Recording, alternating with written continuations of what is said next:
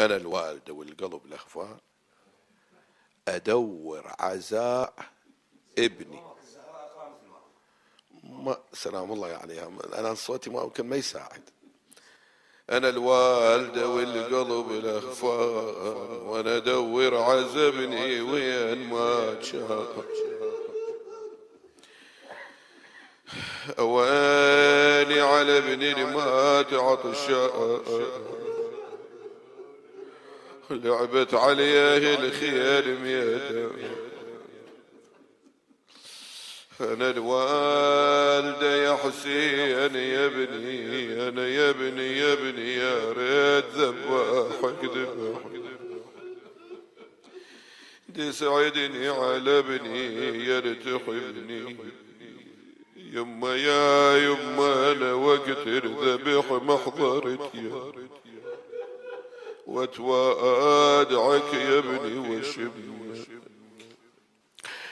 المرحوم الشيخ عبد الزهر رحمة الله عليه قراه صارت ضجة، يعني المجلس كانوا مبين مجلس مو طبيعي، وحسب الظاهر مو حسب الظاهر واقعا السيدة زهراء كانت حاضرة بالمجلس، لأن هي تقول أنا أدور عزمني وين ما كان، وهي أمرت الشيخ.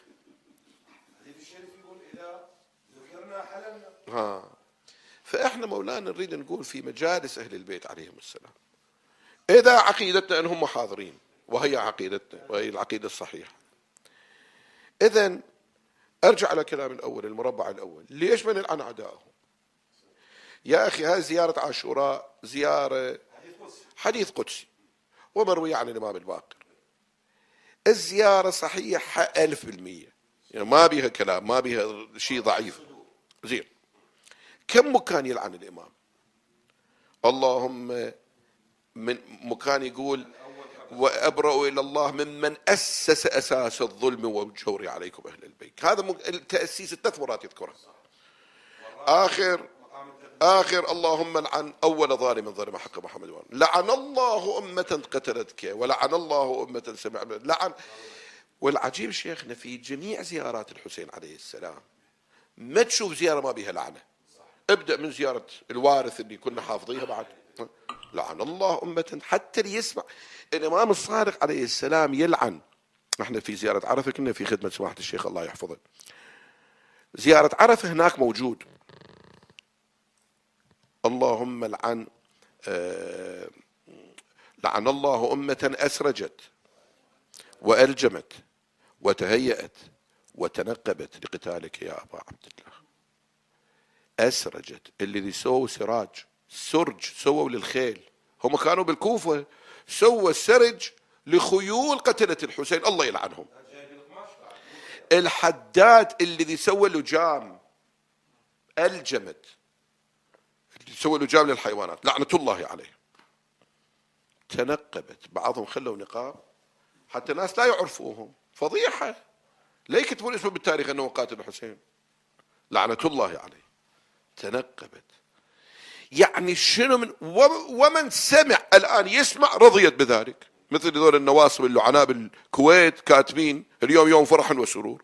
صحيح الإمام الواقدي يقول هناك وهذا يوم فرحت به آل زياد وآل مروان بقتلهم الحسين. ما يخالف الجنس مع الجنس يميلوا، احنا ما عندنا اشكال. اولاد زياد واولاد مروان وبني اميه لازم يفرحون في هذا اليوم، القوم ابنائهم، هم يعترفون، يعني مو شيء الذي انا اريد انقص من قدرهم. فالقضيه قضيه معسكران مولانا، معسكر عمر بن سعد ولا زال موجود، معسكر الحسين عليه السلام وهم الاقليه ولا زال موجود. اذا احنا هالاقليه خلينا نكون متفقين على كلمه واحده، وهو أنه تبعا لله وتبعا لرسول الله وتبعا للقرآن نلعن أعداء آل محمد. وأنتم المستمعين الله يحفظكم إذا شفتوا واحد خطيب مثلي يصعد المنبر ما يلعن قل له مولانا ليش ما تلعن؟ العن أعداء آل محمد. الله يحفظ الشيخ علي من صفاته الحلوة على المنبر يلعن وأنا أرتاح له حقيقة. لا الموقف الحلو حلو، العن أعداء آل محمد يا أخي، ليش ما نلعنهم؟ عندكم جواب على عدم اللعن فهموني، أنا ما ألعن. لما القرآن بعد قضية الصلوات رأسا بالنص جايب اللعن، عجيب ترى شيخنا العالم الإسلامي يعملون بالآية الأولى صلوا عليه وسلموا تسليما حتى ورا الصلاة، أي مكان السلام عليكم ورحمة الله وبركاته. سيد هاني رأسا يقول إن الله وملائكته يصلون على النبي يا أيها الذين آمنوا صلوا عليه وسلموا تسليما. صلينا اللهم صل على محمد وعلى محمد. بس اقرأ الآية البعدية: الذين آذوا رسول الله، آذوا رسول الله.